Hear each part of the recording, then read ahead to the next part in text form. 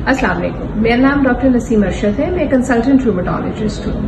We are doing a series of videos جس میں ہماری ایم یہ ہے کہ ہم کامن ریومیٹولوجی کی بیماریاں جو کہ مس ڈائگنوز ہوتی ہیں اور جس کی وجہ سے پراپرلی ٹائم پہ ٹریٹ نہیں ہو سکتی، ہم ان کے بارے میں معلومات آپ کے ساتھ شیئر کریں۔ بڑی عید آنے والی ہے اور آج کل پیشنٹس یورک ایسڈ کے بارے میں بہت کنسرن ہیں۔ بیسیکلی ہماری سوسائٹی میں یورک ایسڈ ایک بہت اوور ریٹڈ فینومینا ہے۔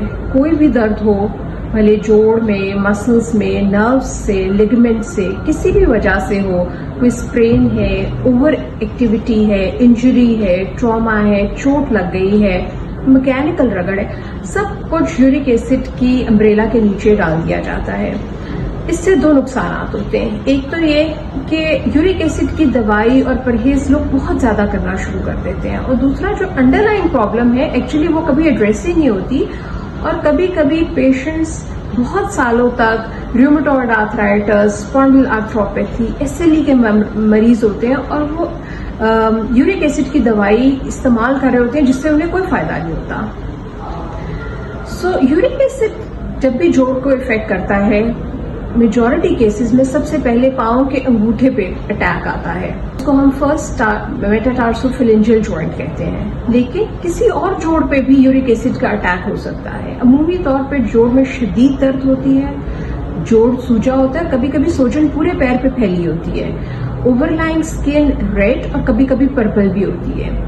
شدید درد کی یہ صورت اگر پراپر علاج کرایا جائے تو 3 سے 4 دن میں بہتر ہو جاتی ہے، ورنہ ادروائز بھی 2 سے 3 ہفتے میں جوڑ بہتر ہونا شروع ہو جاتا ہے۔ اگر اس طرح کا پرابلم ہو تو ریومیٹولوجسٹ کو دکھانا اور اس کے مشورے سے دوائی لینا بہترین ہوتا ہے۔ اکثر لوگ یورک ایسڈ کم کرنے کی دوائیاں شروع کر دیتے ہیں، جبکہ گائیڈ لائنز میں جب تک ایسے 3 اٹیک نہ ہوں یورک ایسڈ کی دوائی استعمال نہیں کرنی چاہیے۔ وقت کے ساتھ ساتھ یہ اٹیک زیادہ فریکوینٹ ہوتے جاتے ہیں، یعنی پہلے اگر 6 مہینے بعد ہو، پھر 4 مہینے بعد، 3 مہینے بعد، اور ان کا دورانیہ بڑھتا جاتا ہے۔ سو یورک ایسڈ کے اٹیک کی صورت میں آپ ریومیٹولوجسٹ سے مشورہ کریں، سیلف میڈیکیشن بالکل نہ لیں، اور اگر آپ کی تکلیف اس پیٹرن کو فالو نہیں کرتی تو اس کا مطلب ہے یہ اٹیک یورک ایسڈ کا نہیں ہے، ہمیں انڈر لائن پرابلم کو ڈائگنوز اور ایڈریس کرنے کی ضرورت ہے۔